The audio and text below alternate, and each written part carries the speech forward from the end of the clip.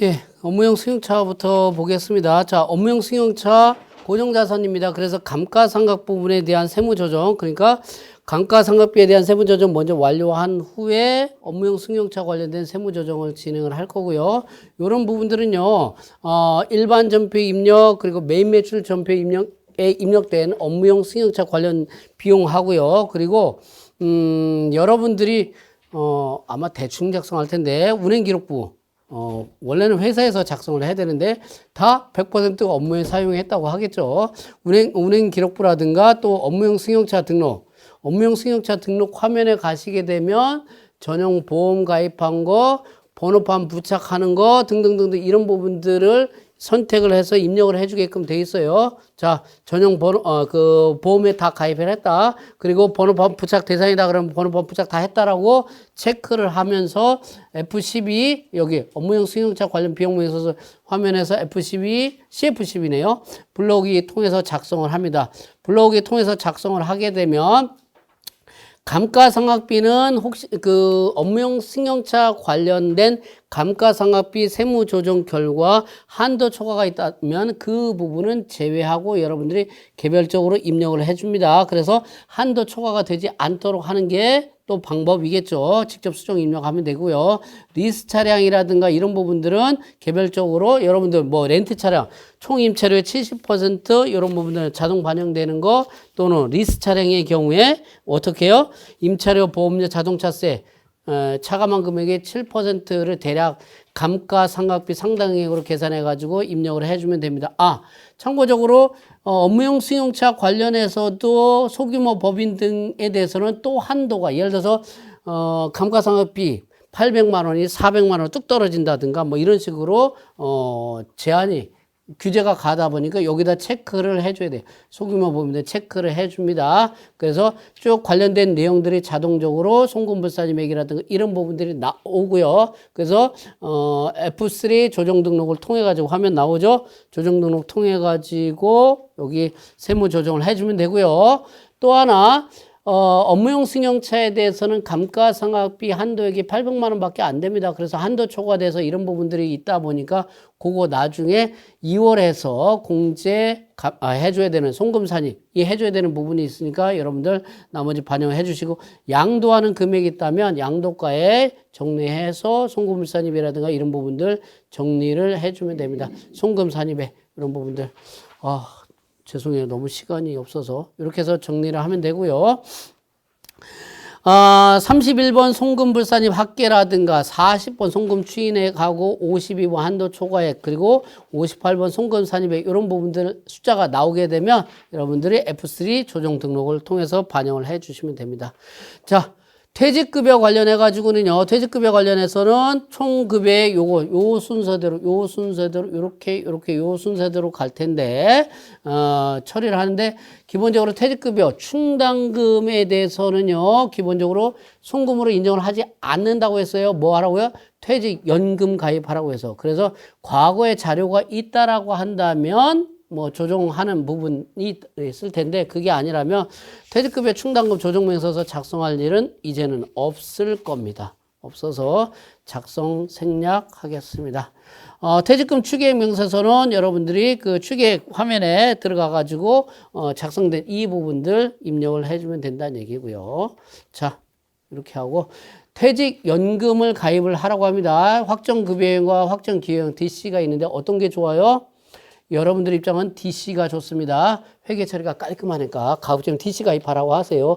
라고 강요하면 안 됩니다. 그거는 회계 처리가 쉽다는 얘기지. DC는 그냥 송금으로 불입하는 순간에 다 송금 처리해버리면 되니까 세무조정 상황이 안 나오니까. 자, 이런 부분들 한도액이 있다라는 거. 퇴직연금 부담금 조정 명세서 대부분의 항목들이 여러분들 그 합계잔액 시산표라든가 합계잔액 시산표 항목에 들어가서 딱딱 더블 클릭하게 되면 분계사항이라든가 내역도 나올 수 있어요. 그래서 분계사항이라든가 합계잔액 시산표 보고 조회해서 직접 여러분들이 입력들을 쭉쭉 해주면 됩니다. 입력해주고 조정 금액이라든가 이런 금액 것들이 나오게 되면 세무 조정해가지고 송금산이 또는 입금산이 뭐 등등 송금불산이 조정 등록을 해주면 됩니다. 퇴직급여 조정은 조금 복잡한데 여러분들 지금 제가 그 순서 체계에 맞게 쭉 하는데 구체적인 사용 방법은 아예 여기다 그 하단에다가 다 그 설명을 다 해놨으니까 그대로 하나하나씩 따라서 입력을 해보시면 될 것 같아요. 소득세 가야 되는데. 자, 세금과 공과금 명세서 요 부분은요. 세금과 공과금 명세서에 가시게 되면 쭉 이렇게 과목들이 세금과 공과금 개정 과목이 나오는데 이거 말고 내가 법인세라든가 잡손실 같은 거 다 끌고 와서 하겠다. 그러면 개정 등록을 합니다. 과목 추가를 통해 가지고 개정 등록해서 쭉 한 다음에 불러오면 전표자를 불러오게 되면 다 전표자로 불러옵니다. 여기에 옆에다가 송금불산이 표시를 하게 되면 해당되는 거 뭐예요? 과태료 같은 거.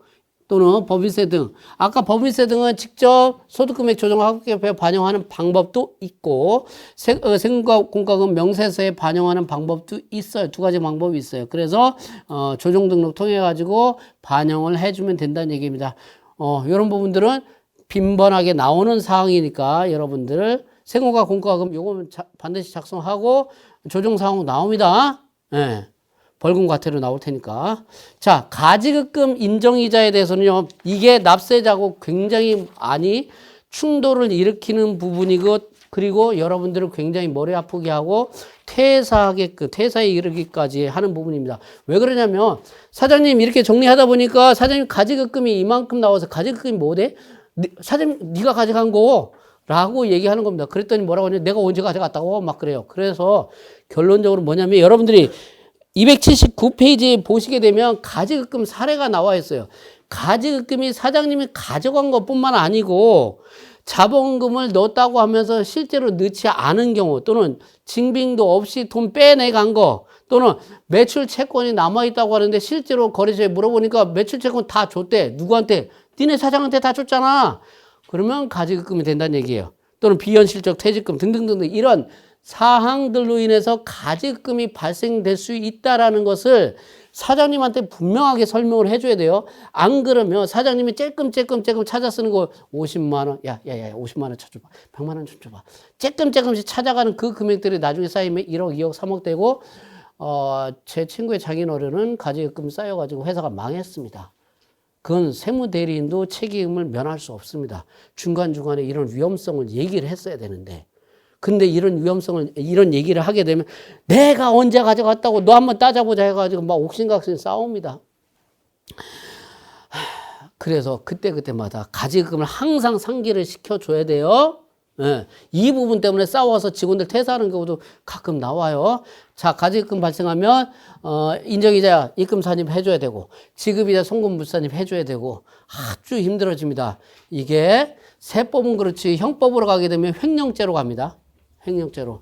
물론 그렇게까지 얘기하면 잠이 확 깨니까 얘기한 건데 횡령죄로도 갑니다. 자, 가지급금에 대해서는요. 여러분들이 조정명세서 작성은 어떻게 하느냐. 기본적으로 회계 전표 입력할 때 어디에다가 일반 전표 입력 화면에다가 입력을 합니다.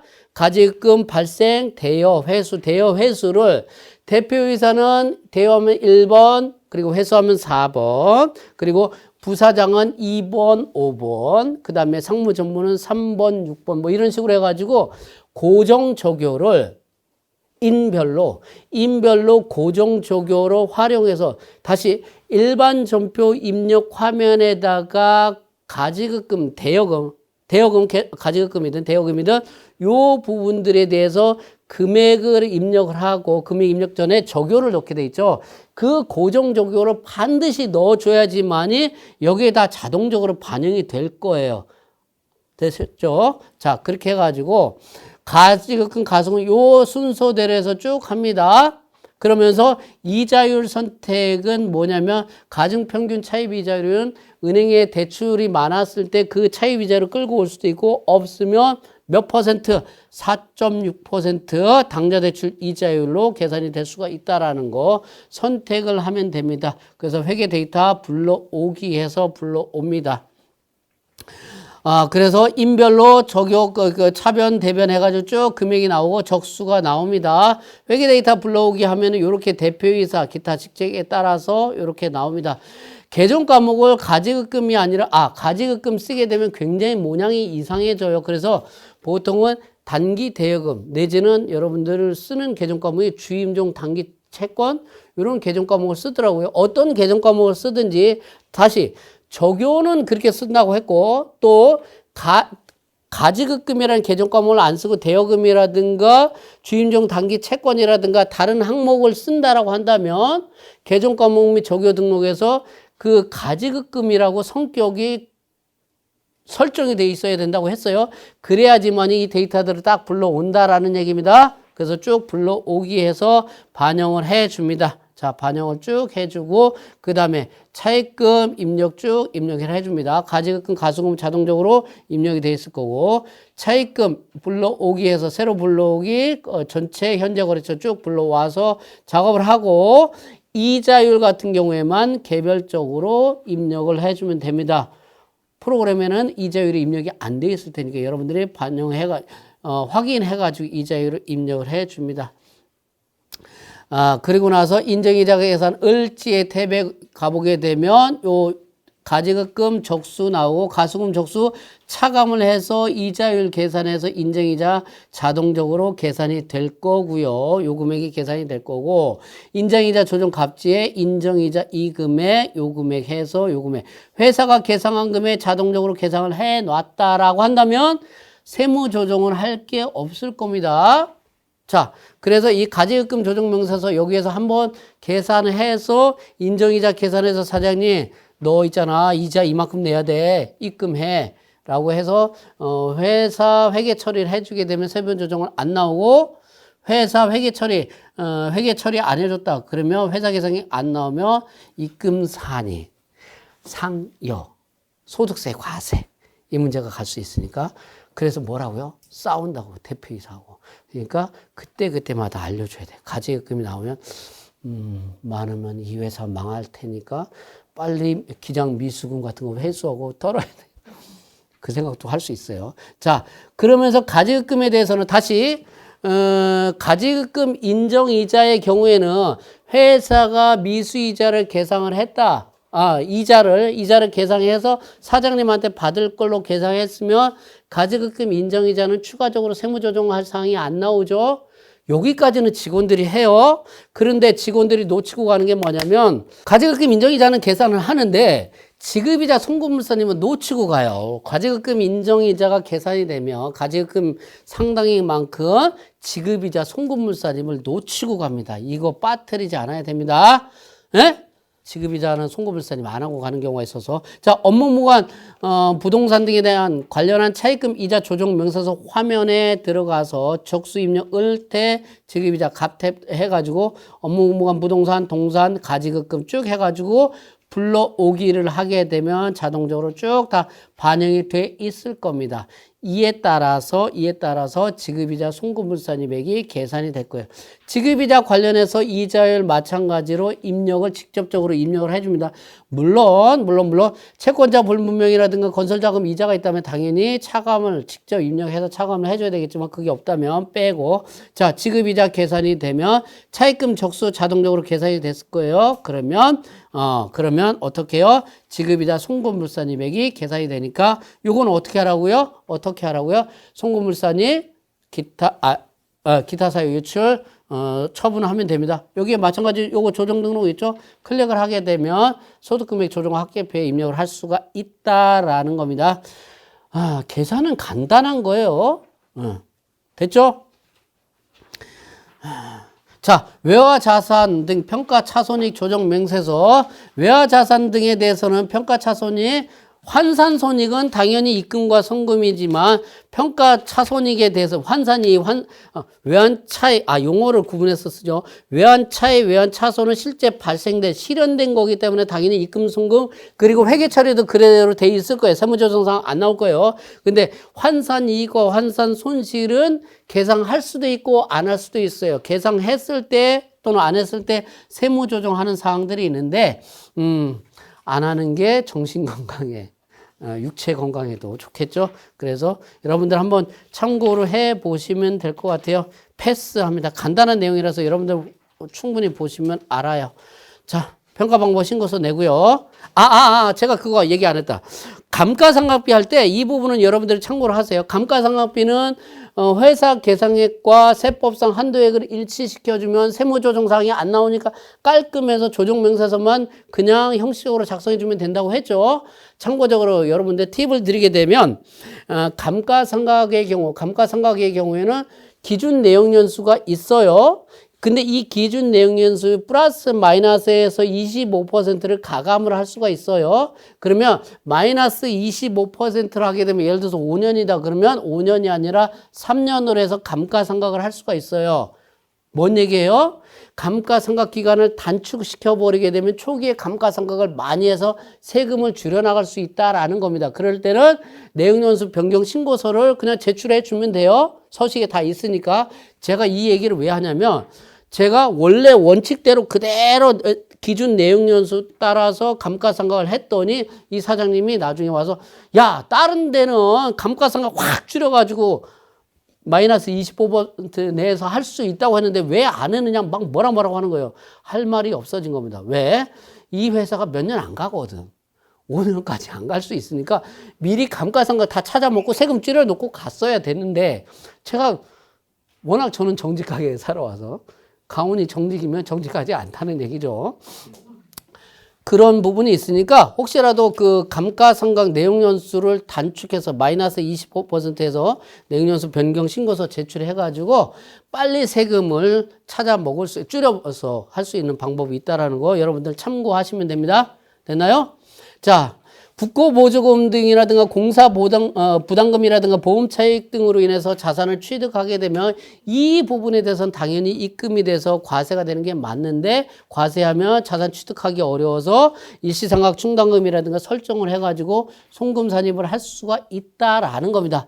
그럴 때는 활용을 하시고 대부분의 회사들은 그냥 세금 내고 마는 경우들이 많아요. 물론 세무 조정을 하는 경우도 입금산이 송금산이 같이 동시에 나오기 때문에 세무조정은 생략을 할 수가 있다라는 거 참고해 보시면 되고요.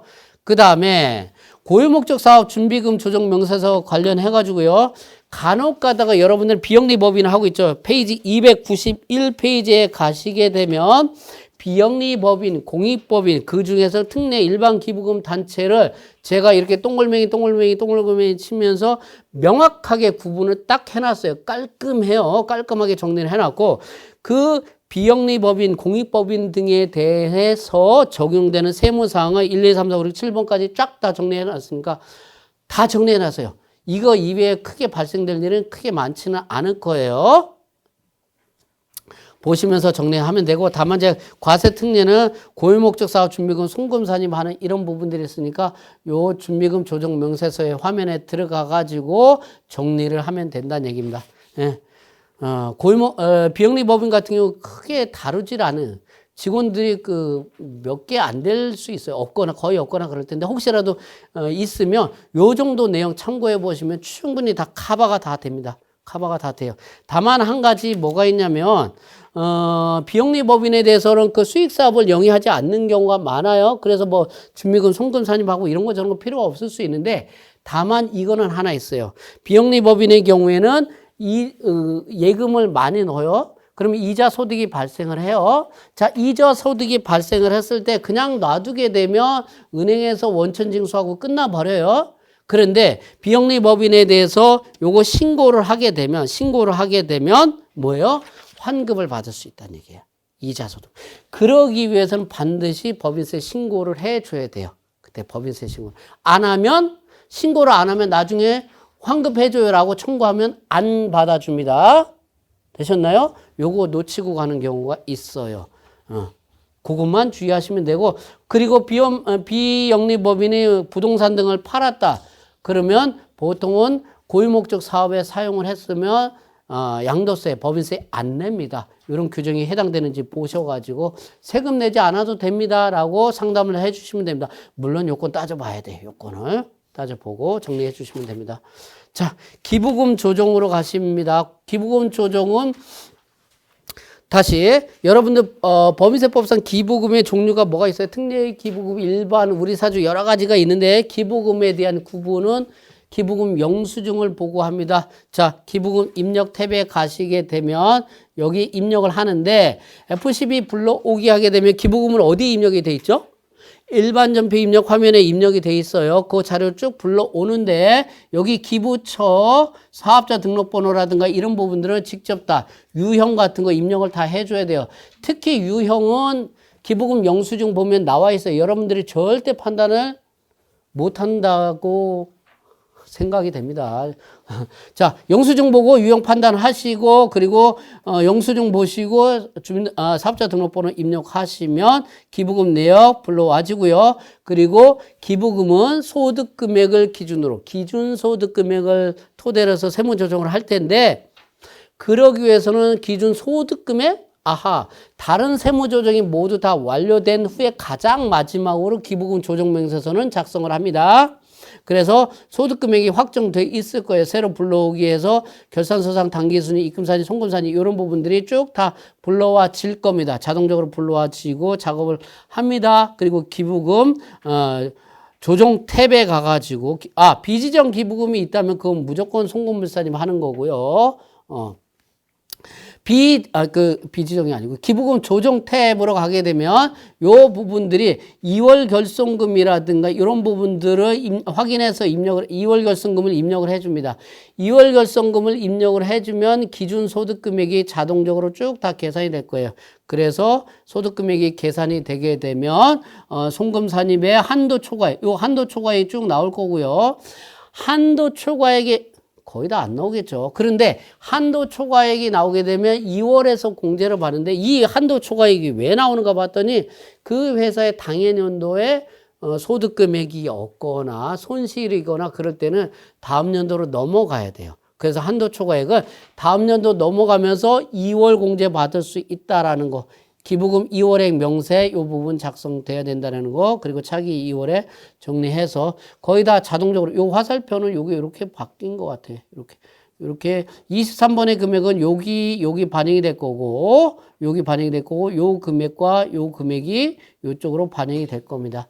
그래서 반영되는 금액에 따라서 한도 초과액은 송금물산입 하는 거고, 손금 추인액은 송금산입이 되는데, 이 부분들은요, 소득금액 조정합계표가 아니고, 어디에? 소득금액 조정합계표가 아니고, 어디에 입력이 되냐면, 여기에 나옵니다. 법인세 과세 표준 및 조정 계산서 화면에 입력이 되어 있을 거예요. 소득금액 조정 합계표 여기 쭉 나와 있는 거 여러분들이 보시면 되고 법인세 과세 표준 및 조정 계산서에 여기에 반영이 다 돼 있을 거다라는 얘기입니다. 자, 이렇게 하게 되면 거의 다 됐죠?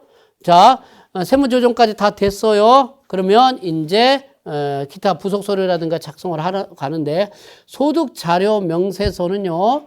소득처분, 소득금액 조정 합계표상에 상여라든가 배당이라든가 기타 소득으로 처분되는 부분들에 대해서는요 쫓아가서 그 귀속자한테 소득세 과세를 해줘야 돼요. 그래서 요거 작성을 하는 겁니다. 그러면서 법인한테 원천징수 의무가 부여된다라는 거, 원천징수에서 신고 납부해 줘야 된다라는 겁니다. 인정상여가 있다면요, 연말정산한 지급명세서도 수정 작업 해 줘야 된다라는 거, 어떻게 해야 돼요? 상여 처분이 안 나오도록 해 줘야 되겠죠. 상여 처분이. 됐죠?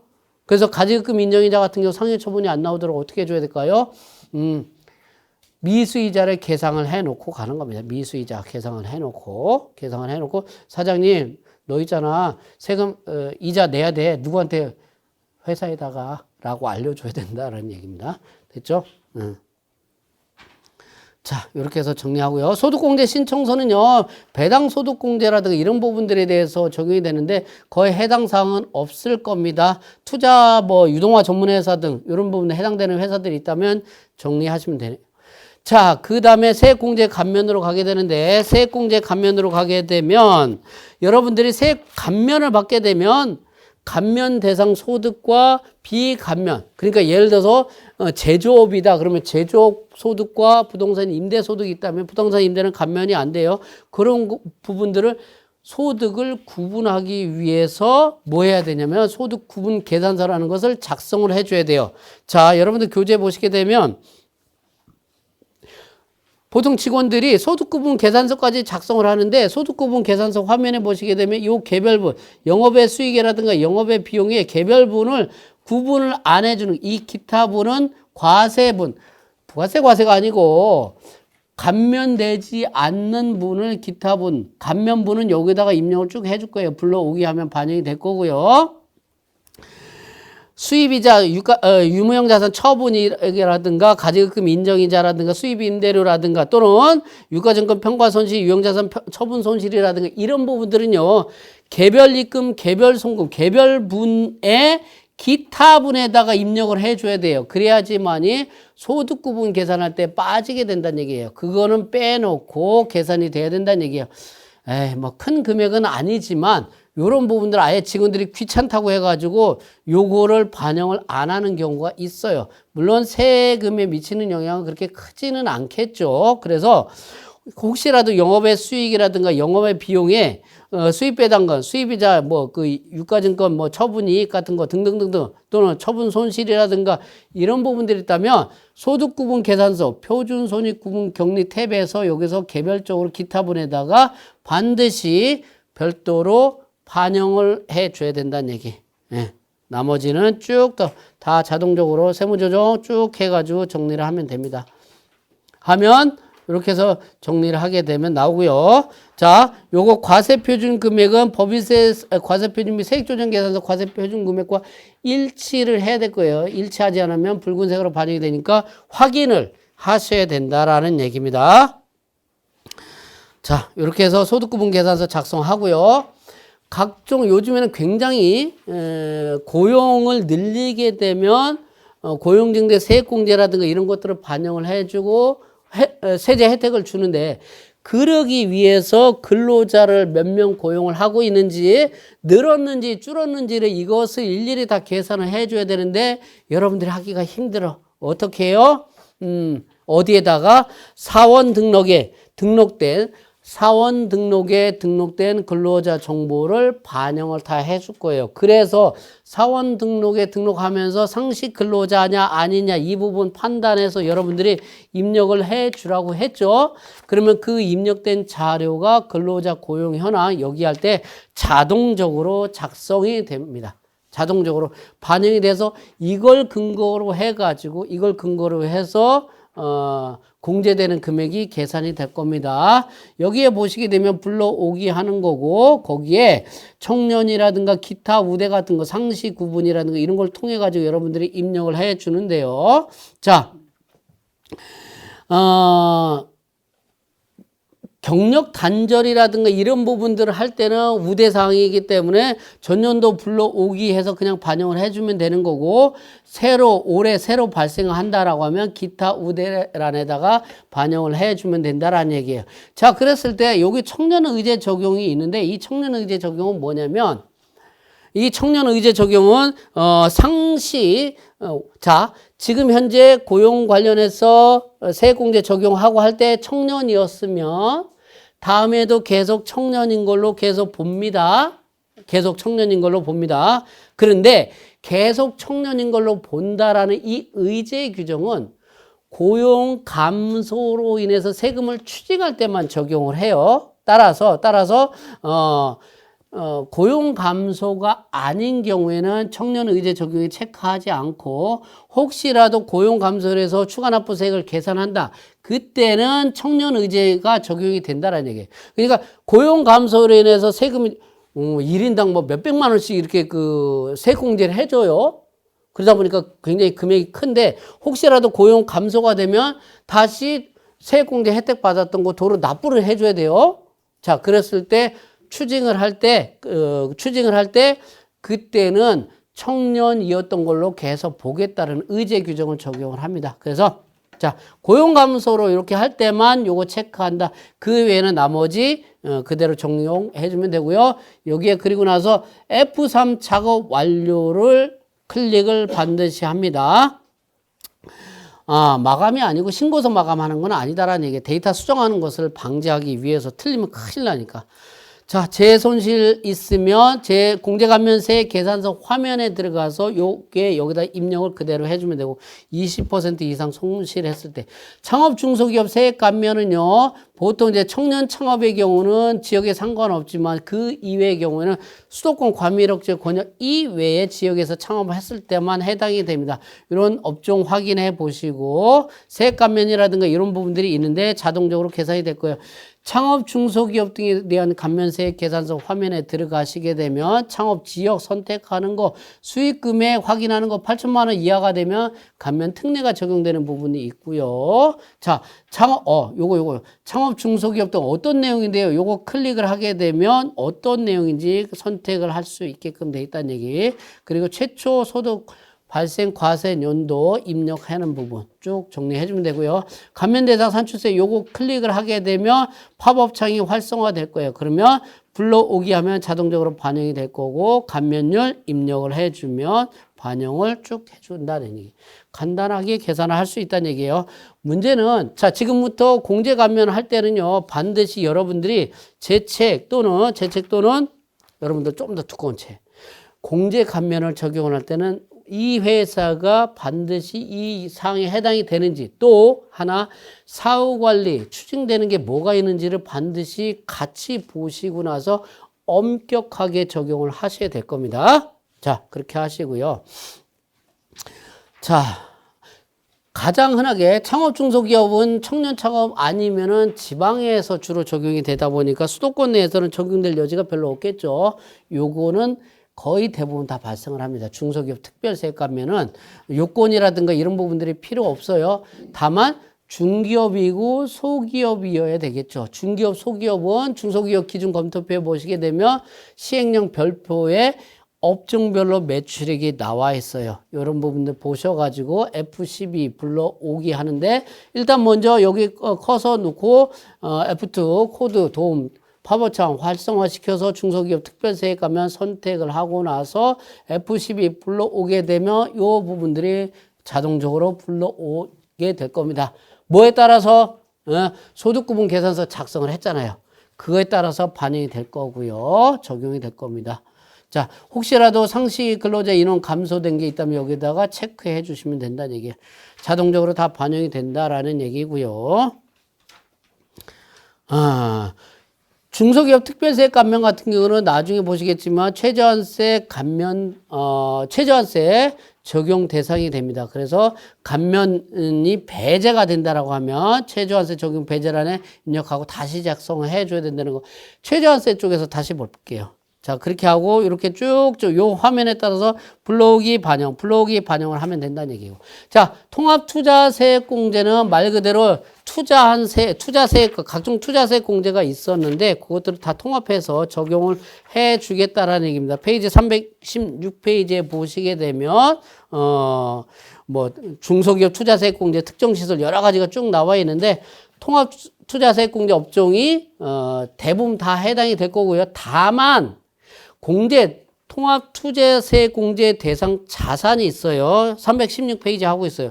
거기에 보시게 되면 기계 등 사업용 유형 자산에 해당이 되지만 토지 건축물 같은 거 안 된다라는 거 등등등 여러 가지 중거품 안 해줘요. 운영 리스 안 해줘요. 금융 리스 해줘요. 등등등 이런 부분들 확인하셔가지고 투자한 내역들을 일반 시설 신성장 국가 전략 기술 절대 여러분들은 관리는 안 하겠죠.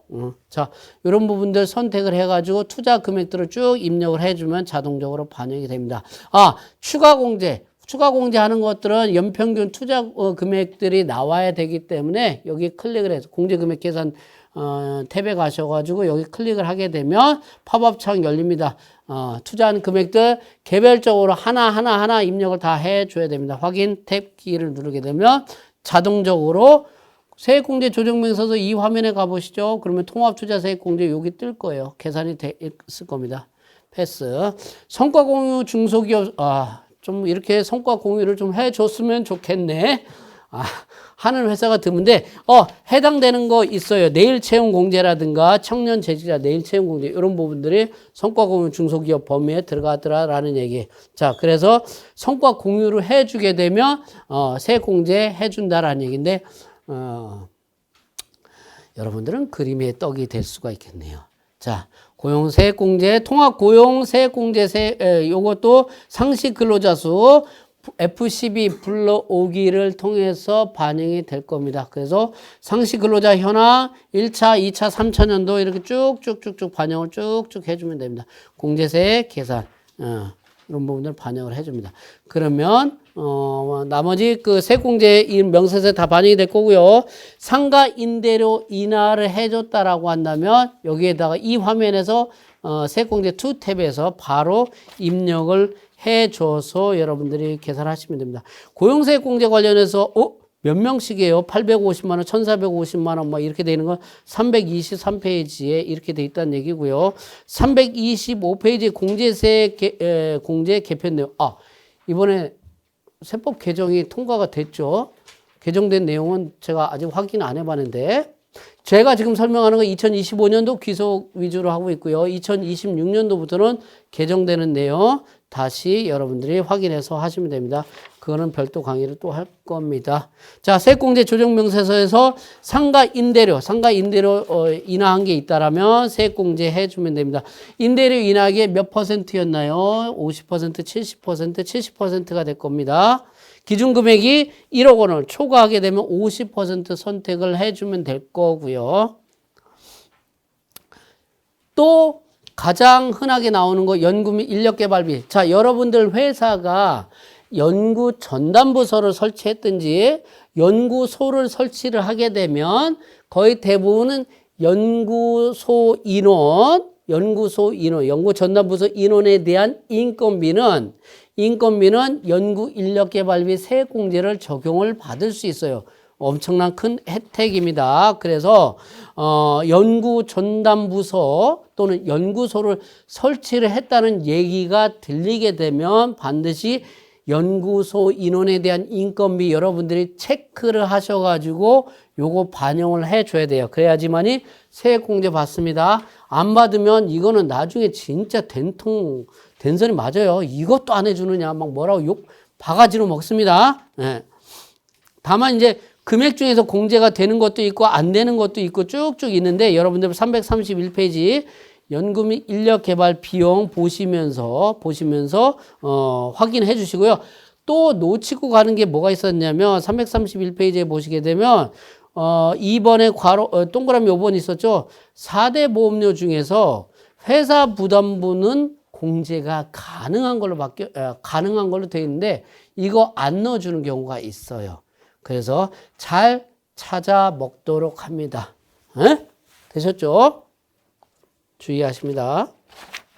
주주 같은 경우는 안 돼요. 그 사람들 인건비 빡빡 넣었다가는 나중에 추징이 됩니다. 세무조사 나오게 되면 추징됩니다.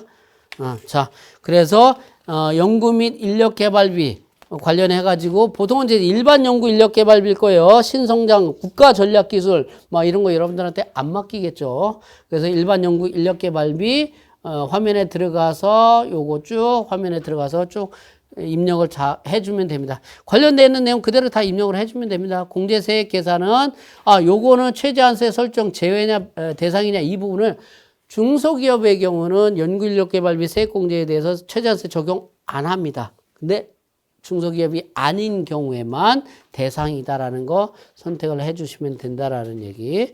연구소 전담부서 현황 써주시면 되고 발생액 명세 그대로 쭉 불러와서 반영을 해주시면 되고 연구과제 총괄표 뭐 이렇게 하게 되면 이렇게 세액공제 조정명세서 이런 데다 다 집계가 다 돼요. 여기 반영돼 있는 것을 볼 수 있습니다. 책만 열심히 넘기죠. 시간이 없으니까. 자, 그래서 세액공제 이런 부분들이 쭉 다 돼 있다라는 거 패스. 전자신고 여기다 직접 입력을 해주면 금액 자동 계산 패스. 영상 컨텐츠 비용에 대해서 최근에 또 이슈되는 부분들이죠. 이런 부분들도 세액공제를 해준답니다. 유튜브 광고 안 돼요. 그런 거는. 인건비 다 되고 또 국내에서 제작비가 많이 발생을 한다 그러면 추가 공제도 해준다라는 얘기에 왜 관광객 많이 유치해라 라는 차원에서 이렇게 해준다는 얘기. 기본공제, 추가공제 금액 법인 어떤 기업인지에 따라서 여러분들이 OTT도 해준다는 얘기죠. 유튜브 안 된다고 했어요. 하면 좋겠지만. 자, 세액공제 조정명세서에 쭉 반영된 내용들을 불러오기 하게 되면 쭉쭉 불러온 게 예스 해가지고 누르게 되면 반영이 다 될 거예요. 추가 납부 세액 계산서는요, 요게 뭐냐면 추가적으로 세금을 납부한다는 얘기인데 뭐냐면 고용 감소 같은 걸로 인해서 추징이 됐을 때 이런 부분들. 그래서 아우 또 이게 충돌이 된대. 공제 받을 때는 좋았지. 인원이 증가해서 고용증대 세액공제를 다 받아요. 몇백만 원, 몇천만 원씩 받아요. 그때는 딱 좋아. 그때 반드시 여러분들이 얘기해 줘야 될 게 고용이 감소되면 도로 뱉어내야 돼요. 라고 뱉어내는 추징됩니다. 라고 얘기를 점잖게 얘기를 해줘야 돼요. 안 그러면 나중에 야씨 가져갔다가 도로 뺏어가냐? 야 줬다가 도로 뺏어가냐? 이 얘기 듣습니다. 그래서 고용이 감소가 되면 세금을 납부할 수 있다라는 거 주의 언급을 회사한테 얘기를 해줘야 돼요. 그래서 추가 납부 세액 계산서에 반영을 해줍니다. 그래서 쭉 나오게 되는 거고, 그러면서 공제감면세, 추가납부세, 합계표에 쫙 다 반영이 다 돼 있을 겁니다. 이런 식으로 쭉 다 돼 있어요. 자, 그렇게 하게 되면 법인세 과세표준 및 세액조정계산서에 쭉 반영이 돼 있고, 요거 감면분 추가납부세액도 다 반영이 돼 있어요. 그런데 공제감면을 받다 보면 농어촌 특별세가 과세가 되는 경우가 있어요. 그런데 농특세가 과세가 됩니다. 별도로. 그런데 고용 감소로 인해 가지고 세금이 추징된다. 그러면 농특세 냈던 건 도로 환급을 받아야 되겠죠. 자, 그럴 때 농특세 과세표준 및 세액신고서는 별도로 환급 신청해서 받는 게 아니고 여기 기납부세액란에다가 입력을 해가지고 기납부세액이 아마 반영이 될 텐데 입력해가지고 정산을 해준다라는 얘기입니다. 별도로 환급 신청해서 받는 게 아니다라는 거 보시면 되고요. 세액공제 신청서 요것들은 자동적으로 첨부가 될 거예요. 프로그램에서 감면 신청서 자동적으로 첨부가 돼서 될 거고요.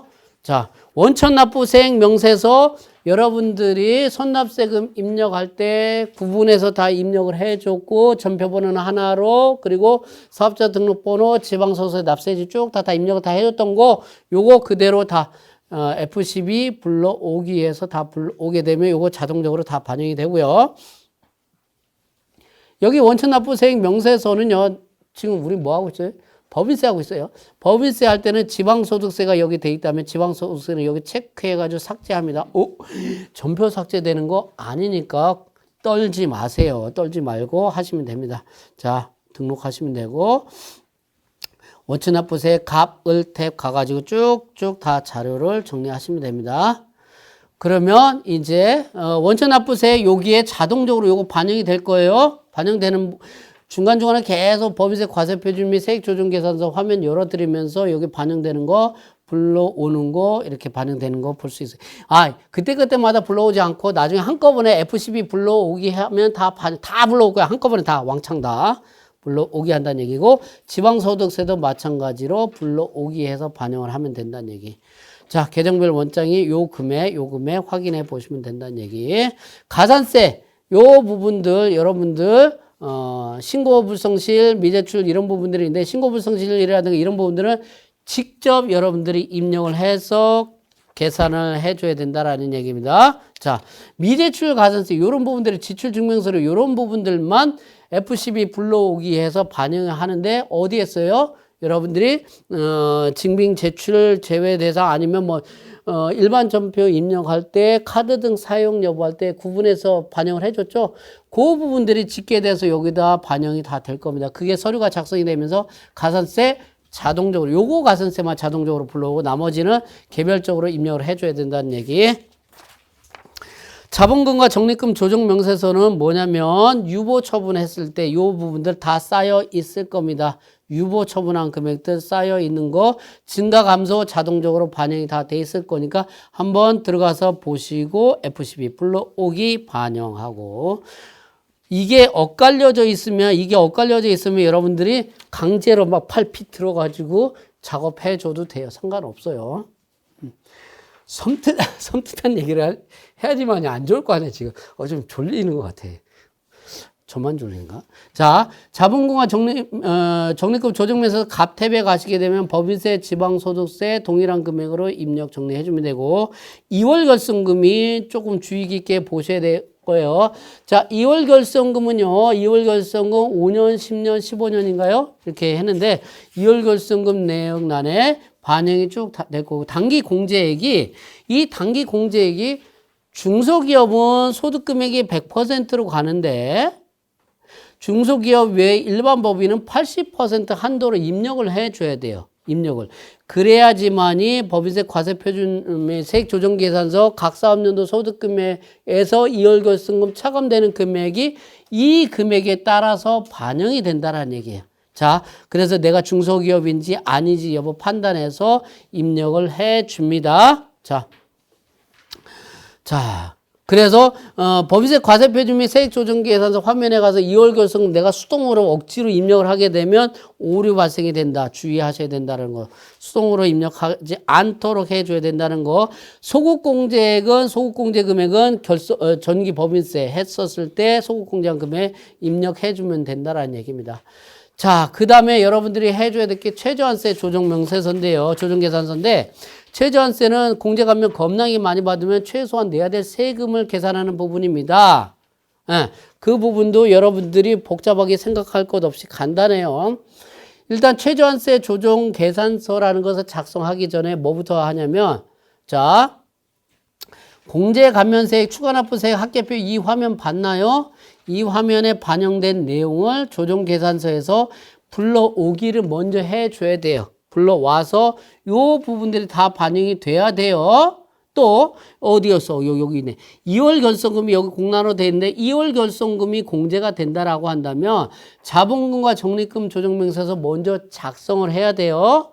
어차피 지금 순서대로 해왔어. 순서대로 해온 거 그대로 하면 돼요. 작성하고 여기에서 과세표준 및 세액조정계산서 불러오기에서 요거 다 반영을 시켜줍니다. 그리고 나서 요거 불러옵니다. 최저한세 조정계산서 불러오게 되면 여기 올라오게 되면 여기 F12 불러오면 감면을 받은 후에 세액이 자동적으로 계산이 될 거예요. 그런데 차감세액이 빵으로 돼 있네요. 그런데 최저한세 중소기업의 경우 보통 7%.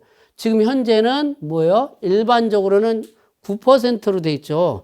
아무리 공제 감면을 받아도 7%는 내라라고 얘기를 해서 자동적으로 계산이 돼 있어요.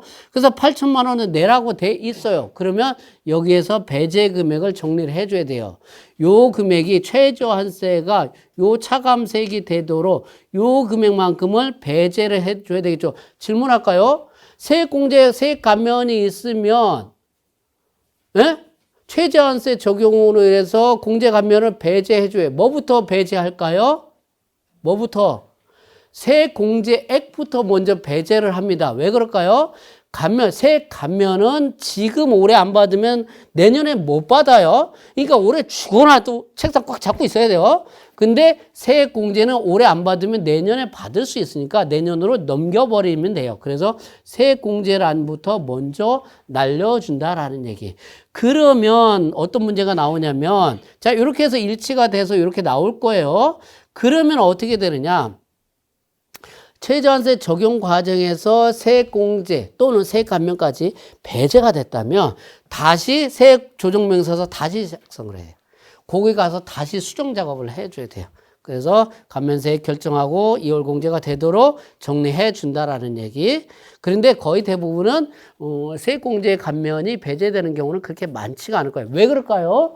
공제 감면을 받을 수 있는 사항이 별로 없기 때문에 그래요. 더더군다나 여러분들은 거의 다 중소기업이죠. 중소기업이면 뭐예요? 연구인력개발비 세액공제라든가 이런 부분들이 클 텐데 이런 부분들은 뭐야? 최저한세 적용이 안 되는 거니까. 여러분들 한번 참고해 보시면 되고 혹시라도 공제 감면 배제가 된다 이거 최저한세 조정계산서 반드시 작성해서 검토해 주시고 다시 세액조정계산서에서 다시 수정 작업해서 감면되는 금액만큼 빼주고 2월 공제 되도록 정리해 줘야 된다는 거. 자, 그렇게 하게 되면 쭉 다 나온다는 얘기입니다.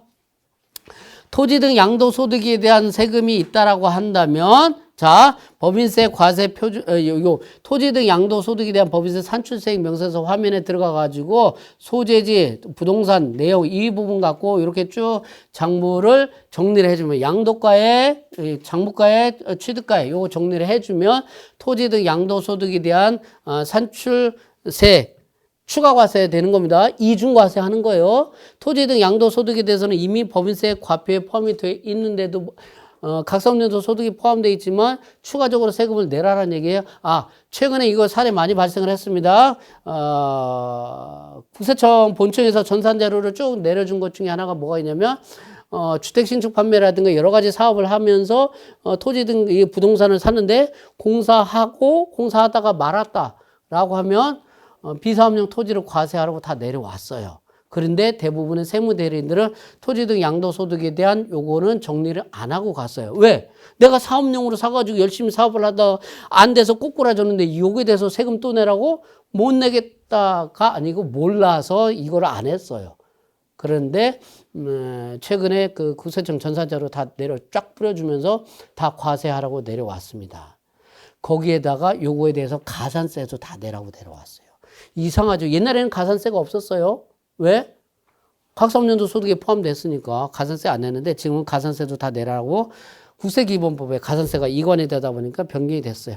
그래서 요거 토지 등 양도소득 요거 클릭을 하게 되면 요 팝업창 뜨면서 요 작성된 내용이 반영이 돼 있는 것을 볼 수 있어요. 미완료 소득 같은 경우에는 여러분들은 절대 할 일이 없겠죠. 상호 출자 제한 기업 집단에 속하는 회사들만 해당이 되는 거니까. 자, 이렇게 하면 되는 거고요. F12 블록에서 조정명서서 다 쭉 작성을 하면 됩니다. 자, 그리고 분납할세액은 여러분들이 입력을 해주면 되는 거고요. 아, 요거. 여기 중간연합세액하고 수시부가세액은 뭐라고요? 직접 여러분들이 홈택스에서 내려준 답안지 보고 숫자를 직접 여러분들이 입력을 수동으로 해야 돼요. 수동으로 입력을 해주면 되는 거고요. 분납할세 요 부분들이 계산돼서 나올 겁니다. 자, 주식 등 변동상황명세서는요. 이거 틀리는 경우가 많은데 주주가 변동이 되거나 주식을 사고 팔고 상속 증여받고 또는 자본금 증가 감소할 때 반드시 주식 등 변동상황명세서 작성을 해줘야 됩니다. 안 하면 액면가액의 1% 가산세를 무조건 내야 돼요. 누가 낼까요? 여러분들이 내게 돼요. 회사가 안 내죠. 왜 안 내? 여러분들 잘못이니까. 여러분들 잘못이니까 반드시 작성하는데 작성하는 거 어렵지 않아요. 자, 자본금, 출자금, 변동사항은 물음표 돼 있는 요 탭부터 요것부터 해가지고 쭉 작성을 해줍니다. 그리고 출자 지분 사항에 대해서 개인별로 해서 주주별로 해가지고 그리고 관계 해놓고 해서 쭉 다 입력을 해주고 변동되는 사항 여기다가 입력을 쭉 그냥 그대로 하면 됩니다. 이 서식을 옛날부터 작성을 했다 그러면 CF8 전년도 불러오게 하면 그대로 반영되고 수정 사항만 반영을 해주면 돼요. 여러분들이 회사에서 주주명부 받아가지고 작성을 해주면 됩니다. 해주면 되고 여기 그 출자 지분명 여기 증가 감소되는 부분 확인을 해주시고요. 이익 소각 같은 경우에는 감소 기타란에다가 정리를 해주면 될 거다라는 얘기. 자, 그 다음에 주식이 변동이 됐다. 그러면 주주별로 변동하는 거 지배주주와의 관계 요거 체크해 주시면 되고 주의하실 거 놓치고 가는 게 제가 지금 시간이 없어서 설명을 못할 것 같은데 다시 여기서 그냥 다 한꺼번에 설명하고 갈게요. 주주 자본금 변동이 되고 할 때는요. 자, 주주가 변동이 될 때는 다시 주주 변동되면 기본적으로 주식 양도세, 증권거래세 신고는 다 합니다. 양도 차익이 없으면 증권거래세는 신고하고 양도세는 신고 안 해도 돼요. 무조건 증권거래세는 내야 돼요. 그런데 양도 차익이 안 나오기 위해서 액면금액으로 거래하는 경우가 있어요. 여러분들 상담해 줘야 됩니다. 액면금액으로 거래하게 되면 이 회사의 이익잉여금이라든가 부동산 같은 게 있으면 주식 가치가 확 올라갈 수가 있어요. 그러면 주식 평가 비상장 주식 평가를 하다 보면 주식 평가액이 올라가가지고 특수관계인 거래에 대해서 세금이 추징될 수 있다라는 거 하나 하고 주식 평가해야 된다는 거 하나.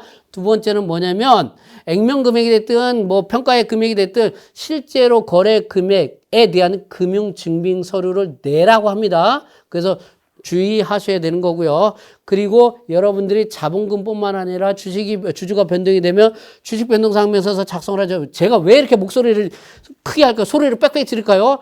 와장창 튀어나오기 때문에 그래서 여러분들 실수가 하게 되면 자 변동이 되게 되면 변동상명서서 작성하는 것뿐만 아니고 또 하나 보셔야 될 게 지배주주, 특수관계 주식 포함해가지고 지배주주의 주식 지분 비율이 올라가잖아요. 이 회사의 토지, 건물, 부동산, 각종 회원권 같은 뭐죠?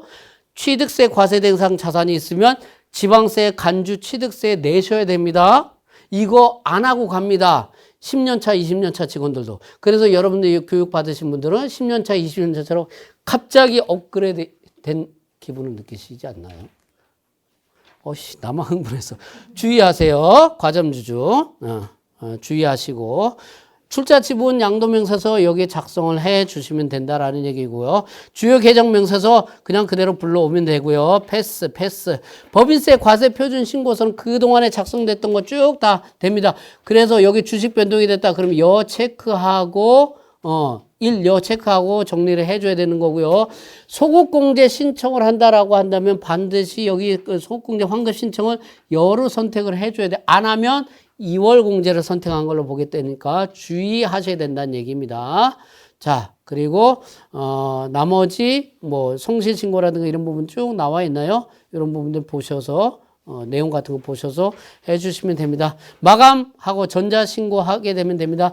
지방소득세 특별징수세액 명세서 그대로 불러오면 됩니다. 불러오고요. 지방세 과세표준 요거 그냥 그대로 불러오면 됩니다. 그냥 그대로 다 작성돼 있을 거예요. 여러분들 건드릴 거 없어요. 하나만 해주세요. 본점 있고 지점이 서울에 있고 부산에 있고 대구, 광주 이렇게 막 팔도 광산 다 흩어져 있을 때는 뭐 해야 되냐면 요거 안분신고서 작성을 해줘야 돼요. 네. FU 안분신고서 작성을 클릭을 하게 되면 요 화면이 나와요. 이 안분율 계산이 종업원수하고 총건축물 연면적 비율로 해서 지방자치단체별로 안분을 해줘야 돼요. 이거 안 하게 되면 안 해준 데서 안 한 데에서 지방자치단체에서 굉장히 서운해합니다. 그러면서 여러분들한테 가산세 부과시키겠죠. 요거 그러니까 본지점이 여러 군데 있다. 그러면 안분 계산을 해야 되는 거 주의하셔야 됩니다. 이것도 또 놓치고 하여튼 실수투성이를 얘기해야지만이 잠을 안 자겠죠. 자, 소급공제 환급 신청서는요. 요거 있어요. 화면에 들어가서 소급공제 나머지 그 결손금액이라든가 공제감면세액이라든가 이런 부분들을 자동적으로 불러와칩니다. 소급공제 받을 결손금액만 여러분들이 개별적으로 입력을 하시면 됩니다. 그래서 별도로 계산해서 입력을 해주고요. 여기에 그리고 소급공제 금액 확인해 주시고 환급 신청서 지방세 마찬가지로 한 걸로 보게 될 겁니다. 자, 농특세 감면 대상, 과세 대상 감면세 합계표 나와 있고요. 과세 표준 명세 있고 신고서 들어가서 한 번씩 불러오면 됩니다. 성실신고 확인 제도는요, 주로 이제 법인에 대해서보다도 개인에 대해서 많이 적용을 할 텐데, 소규모 법인, 이런 부분들, 그리고 요거, 성실신고 피하려고 개인에서 법인으로 전환했는데, 요거 봐라. 그래서 3년 동안은 성실신고 계속 확인받아. 라고 얘기를 하고 있습니다.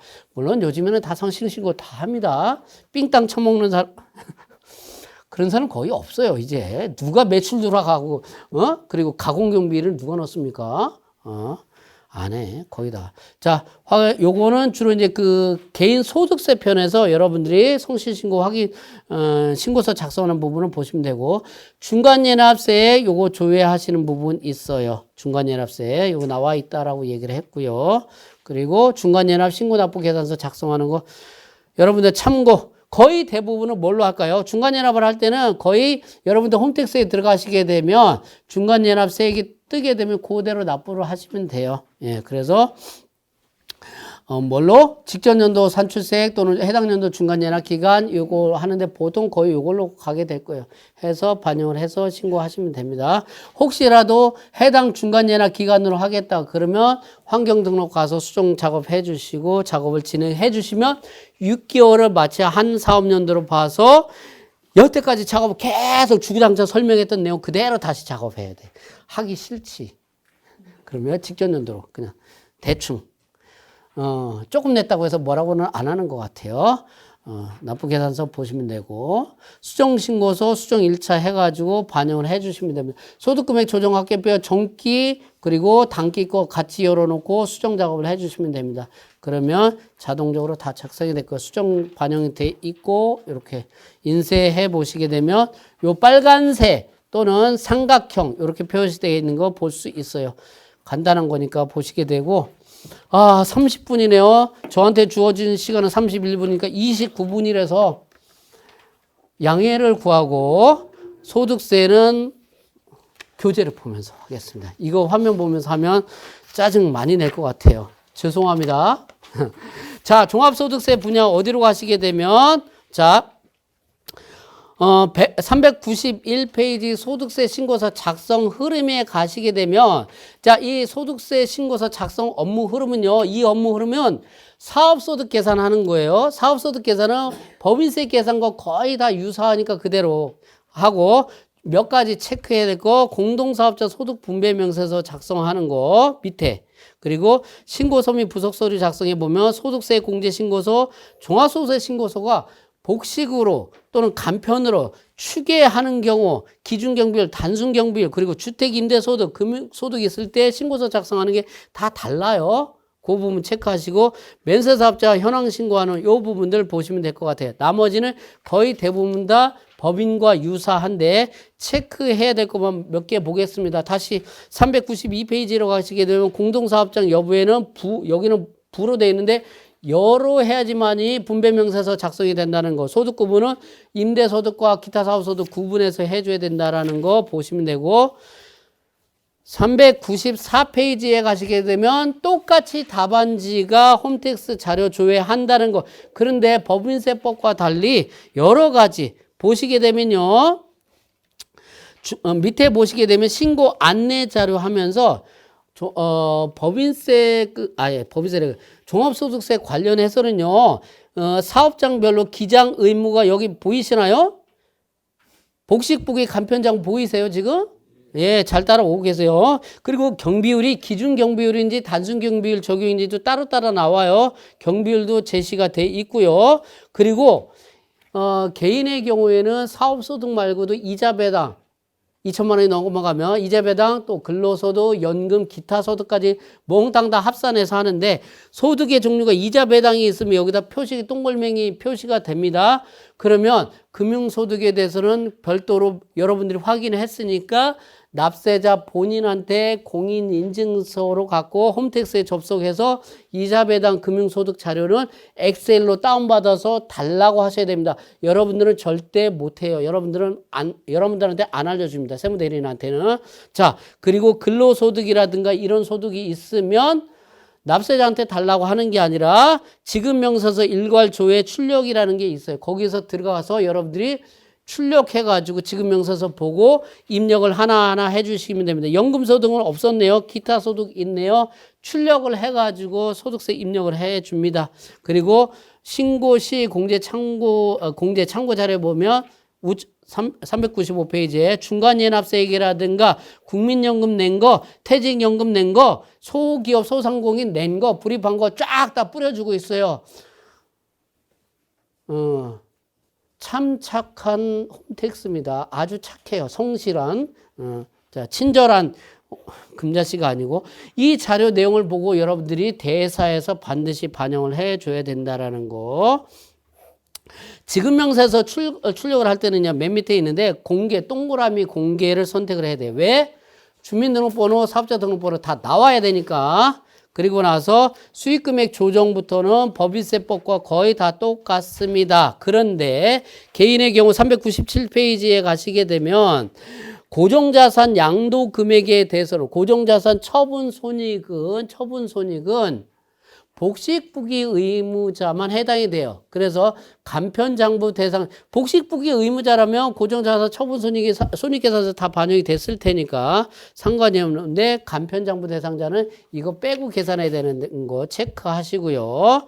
그리고 쭉쭉 넘어갑니다. 나머지 넘어가고요. 398페이지 가시게 되면 신용카드 발행 세액공제 하단에 우측 하단에 보시게 되면 개인과 달리 자비익으로 반드시 포함이 되어 있어야 된다는 거 확인하시면 될 것 같고요. 쭉 보십니다. 넘어가시고 자, 나머지 내용 거의 다 비슷해요. 패스.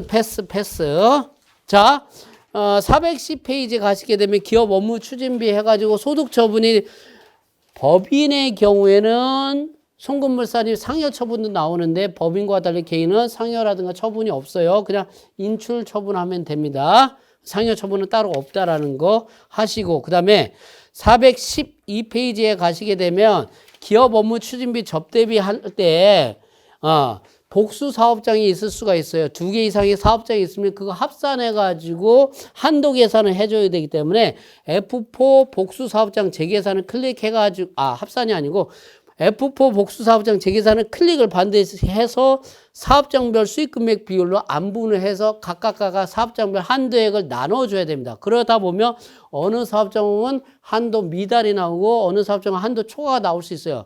한도 미달과 한도 초과는 상계가 안 됩니다. 한도 초과만 필요경비 불산입을 해줘야 된다는 거 통산 안 해줘요. 그래서 국세청은 친절한 국세청이다가 놀부가 되기도 합니다.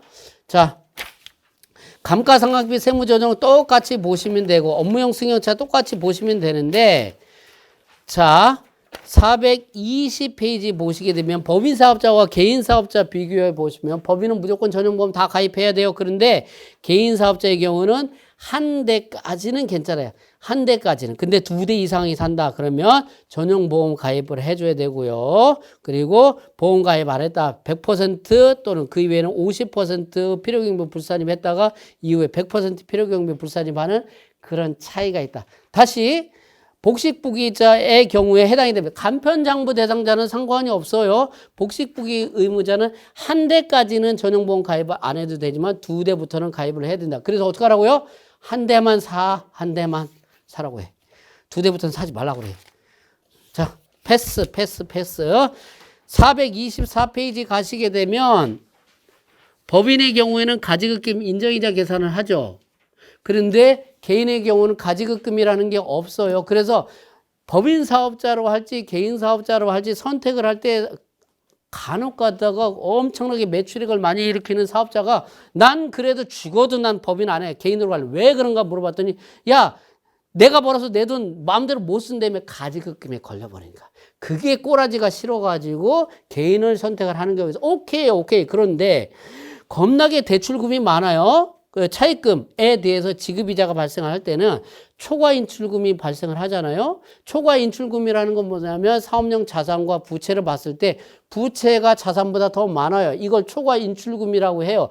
그랬을 때는 초과 인출금에 대해서 차입금 지급이자가 있으니까 지급이자 필요경비 불산임을 반드시 해줘야 돼. 이 얘기는 뭐냐면 너 회사 명의로 대출 잔뜩 받아가지고 개인적으로 주택 사거나 람보르기니 차 샀지. 이런 거 하지 말라라는 차원에서.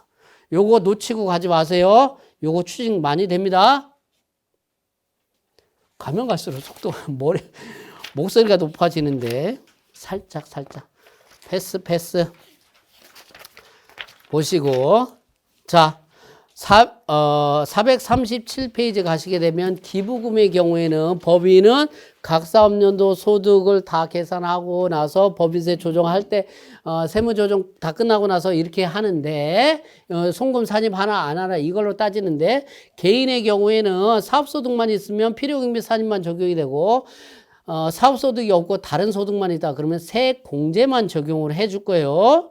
둘 다 있을 때는 둘 중에 하나 선택을 해서 해주는데 438페이지 가게 되면 다음 페이지 가게 되면 필요경비 산입하는 방법을 쓸 때는 기부금 명세서 및 조정명세서 요 부분들을 작성할 거예요. 요거는 법인세 작성하는 것과 거의 유사하게 보시면 되고 세액공제를 적용을 할 때는 그러니까 사업소득이 없어요. 그러면 근로소득이라든가 이런 소득만 있으면 세액공제만 적용을 해야 돼요. 세액공제만 적용을 할 때는 화면 이름이 중간에 기부금 명세서 괄호 열고 세액공제만 받는 경우 이 화면을 작성을 해줘야 된다라는 거 주의하시면 된다는 얘기. 쭉 넘어가시고 나머지는 보시면 되는 거고 소득금액 조정합계표 유보소득 쭉쭉 다 되고요. 자, 공동사업자 분배 명세서는요. 446페이지로 가시면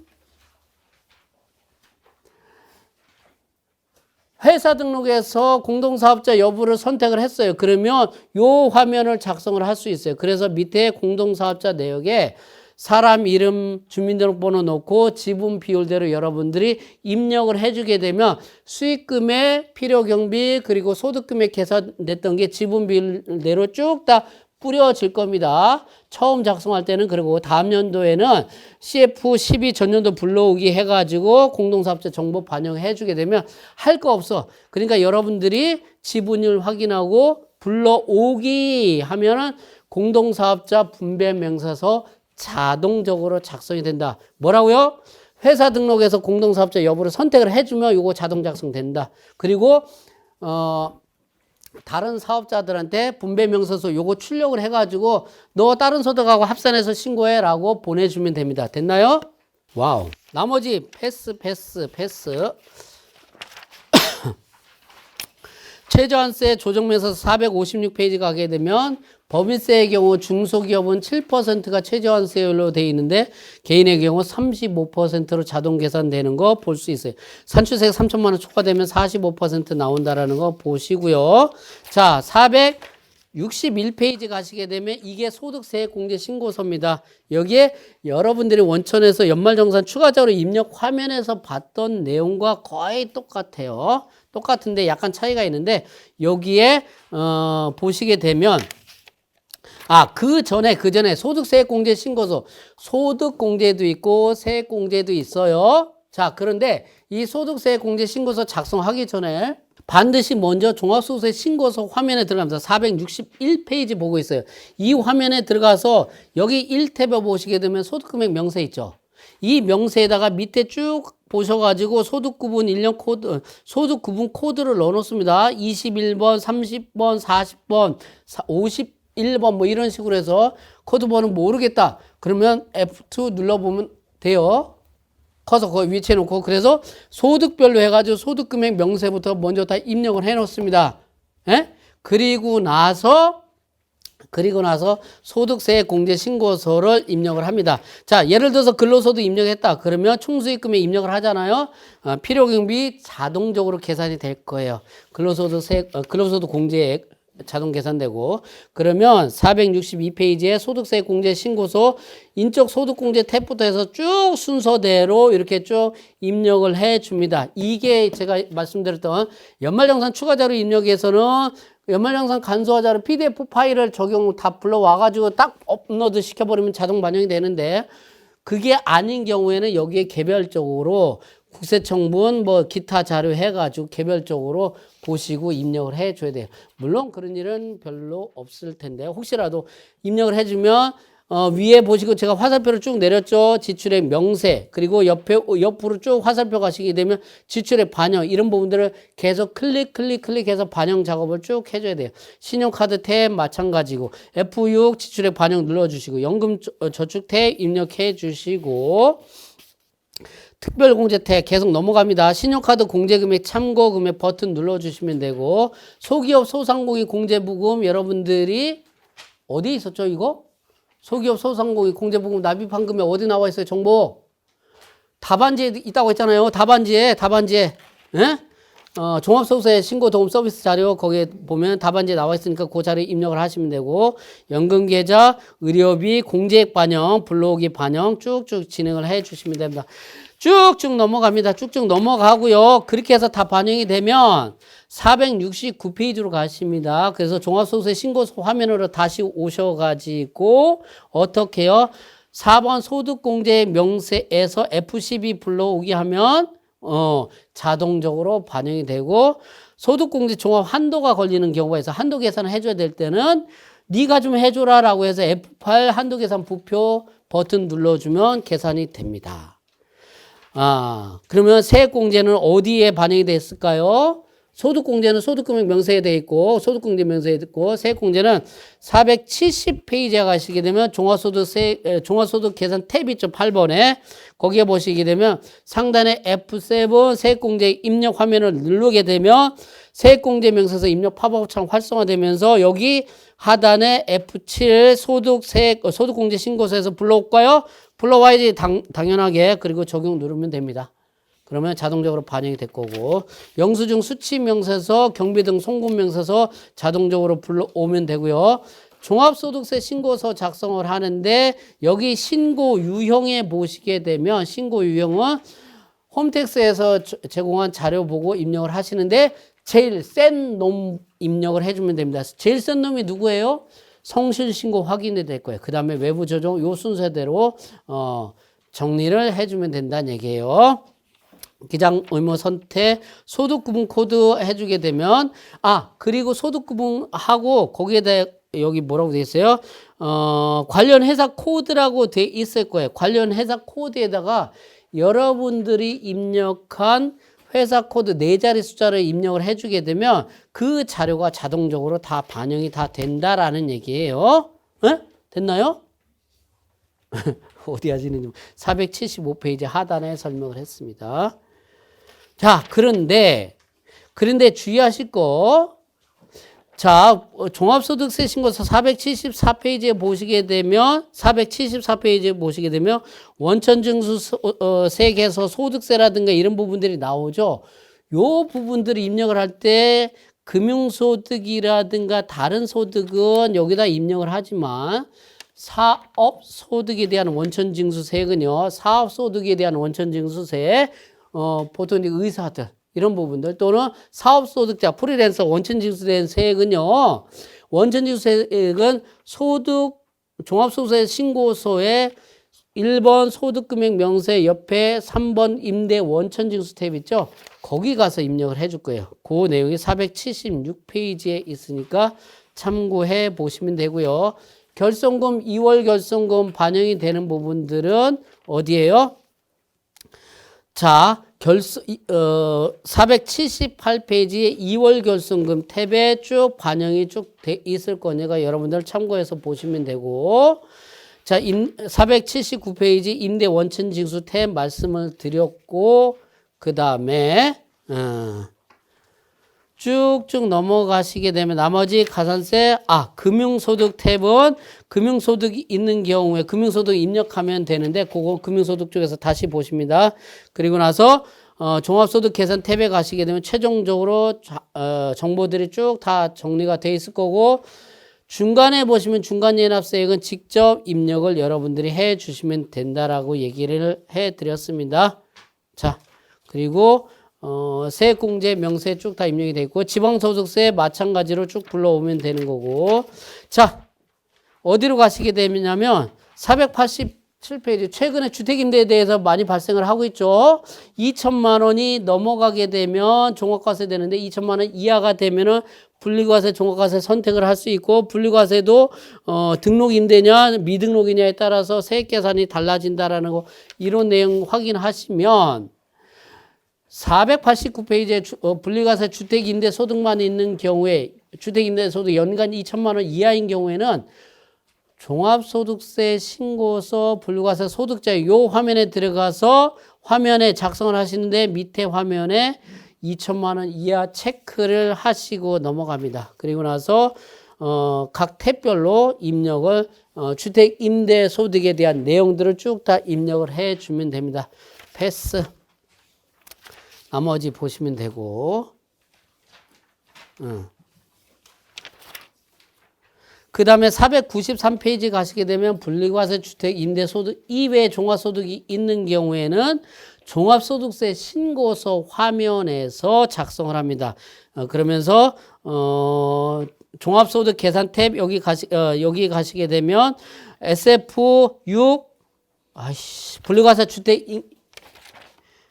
주택연금, 화면, 글씨도 안 보여. 제가 너무 작아서. 그러면, 분리과세 주택임대소득 결정세 계산서, 요게, 화면이 팝업창이 열려서 여기다가 쭉 월세 수익금액 등록인지 미등록인지 이런 부분에 따라서 반영을 해주게 되면 계산 다 되고 495페이지에 분리과세 소득 반영된 거 보실 수 있습니다. 금융소득이 있을 때 여러분들이 복잡한 게 하나도 아니고요.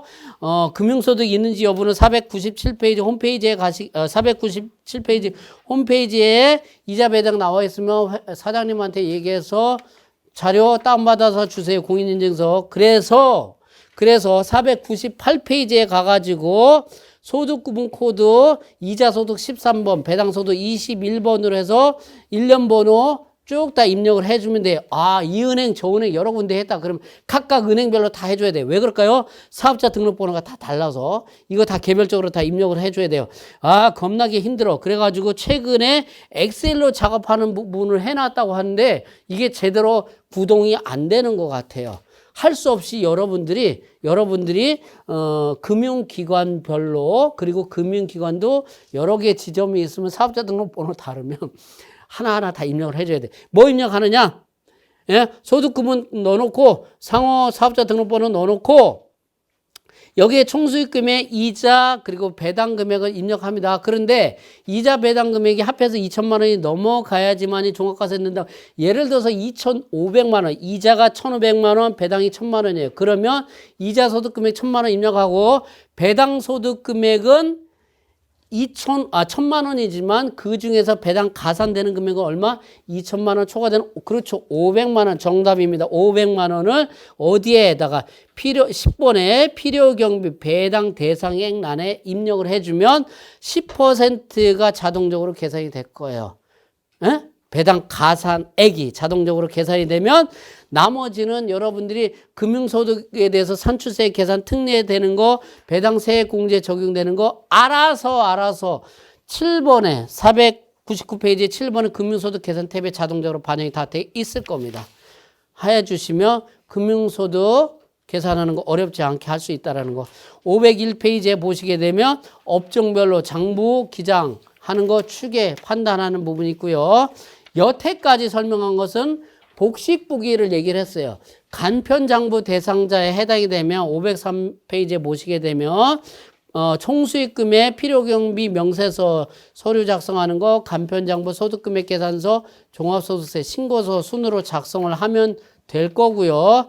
추계 신고할 때는요, 단순 경비율 신고는 심플한데 기준 경비율 신고할 때는요, 뭐부터 해야 되느냐면 507페이지입니다. 주요 경비 지출 명세서 서식 작성하는 거, 요거는 정보 입력했던 거, 일반 정비 입력했던 거 쭉 불러오면 될 거고, 소득금액 계산서, 요거 작성을 해주면 된다는 얘기고, 그리고 510페이지, 종합소득세 신고서 자동적으로 작성된다라는 얘기.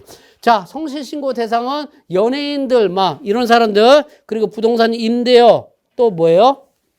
기타 서비스업들 같은 경우 5억 원이죠. 제조업 얼마? 7억 5천. 그리고 도소매업은 15억 원 이상이 되면 성실신고 대상 여부도 여기에 홈택스 자료에 나오니까 성실신고인지 여부를 확인하는데, 다시 간편장부 복식부기 장부기장 판단할 때는 직전연도 기준으로 갑니다. 그런데 성실신고는 당연연도 수익금액으로 가니까 주의하셔서 성실신고 대상이 되면, 자, 512페이지에 성실신고 대상자 확인하시고 그에 따라서 세액공제 신청서 청구하시면서 여러분들이 세액공제 받을 수 있도록 정리해 주시는데, 주요 항목 명세서부터 쭉 작성을 그대로 하시는데, 이 화면에 밑에 보시게 되면 작성하는 방법 다 써 있어요. 그대로 읽어보시고 하는데, 가끔가다 실수하는 게 여기 513페이지 위에 화면에 보시게 되면 네모 박스에 단위 1,000원으로 되어 있는 거 보시나요?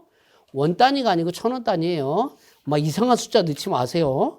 굉장히 입장 곤란하게 만들지 말고 쭉 넘어가고, 면세사업자 현황 신고는요, 개인만 하시고 519페이지 정리를 그대로 불러와서 정리를 하시고, 수익금액 등은 개별적으로 입력을 해 주시면 되고, 세금계산서라든가 이것들은 입력된 자료 쭉 불러올 겁니다. 그러면서 522페이지까지 해서 소득세까지 쭉 했고요. 기타 분야 보실까요? 자, 수임 등록하는 절차 나와 있죠? 다 써 있어. 그냥 그대로 다 보고 다. 자, 사업용 신용카드 무조건 다 등록하라고 하고요. 모르면 여러분들 카드를 뺏지는 말고 카드 번호만 확인해 가지고 여러분들이 등록을 해 주시면 되고요. 그리고 법인 등기부 등본 보는 거, 그리고 뭐예요? 자본금과 주주관리 얘기를 했을 때, 자본금과 주주관리 얘기를 했고요. 폐업하는 절차, 기업 진단하는 거요. 그리고 회계감사까지 여러분들이, 진짜 날렸다. 내용을 보시게 되면, 이제 와서 고백을 하는데요. 여러분들이 상상하는 것 이하로 제가 IQ가 굉장히 낮아요. 그 얘기는 뭐냐면 제가 내용을 봐도 몰라가지고 세무사랑 레시피라든가 다른 세무사님 강의, 유튜브 강의 다 들어가지고 겁나게 쉽게 써놨어요. 이것보다 쉬운 책이 있을 수가 없어요. 왜? 저보다 IQ가 낮은 세무사님은 안 계시니까. 다시 이 강의를 통해서 여러분들은 전체적으로 체계를 잡고 흐름을 놓치지 않는 게 굉장히 중요한 거예요. 순서대로 그대로 하는 게 굉장히 중요한 거고, 디테일한 내용은 그때그때 찾아보시면 된다라는 얘기입니다. 제가 백종원은 아니지만 레시피가 아주 잘 되어 있으니까. 그럼에도 불구하고 이 책이 공짜라는 거. 자, 강의 듣느라고 수고하셨습니다.